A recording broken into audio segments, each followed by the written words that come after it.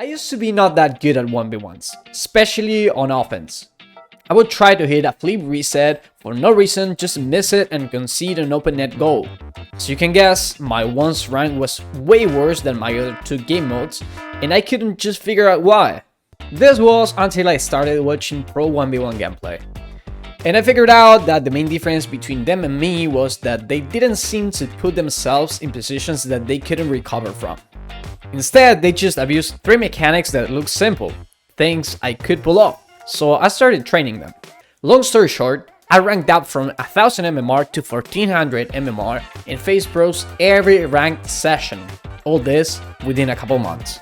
And I know you might be wondering, which are these mechanics and why are they so effective?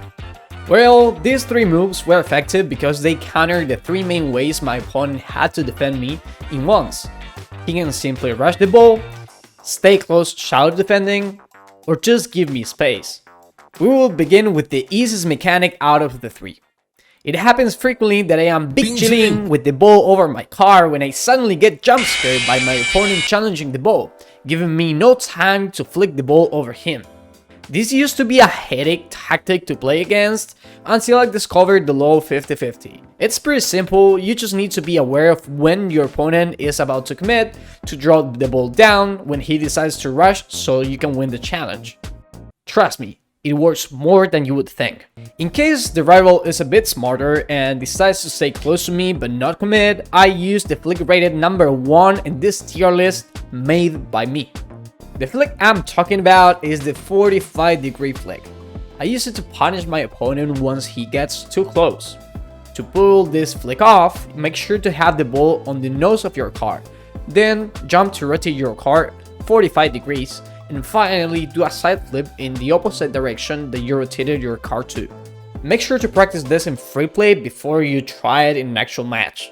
And what if the player I face just decides to stay on goal? Well, I used to panic a lot in these situations. I had plenty options to go for, but I didn't know which one was going to be effective. Because there's no move that it's unstoppable, right? Actually, the air double bump is almost impossible to save, but we can't abuse it since it requires a lot of space. But wait, if the defender stays away from the ball, that means we have room to go for it. The easiest way that I found to start an air dribble is from a bounce.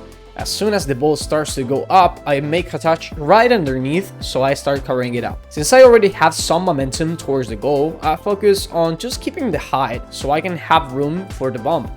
Once I see my opponent is close enough, I put my car in between him and the ball so there's no way he can save it. If you guys practice these three mechanics, I can guarantee you that you will be winning more duels than ever. This will have a huge impact not only in 1v1 but also on the other two game modes. Let me know in the comments which mechanic do you think that is also really effective for once. And as always, thanks for watching and keep grinding.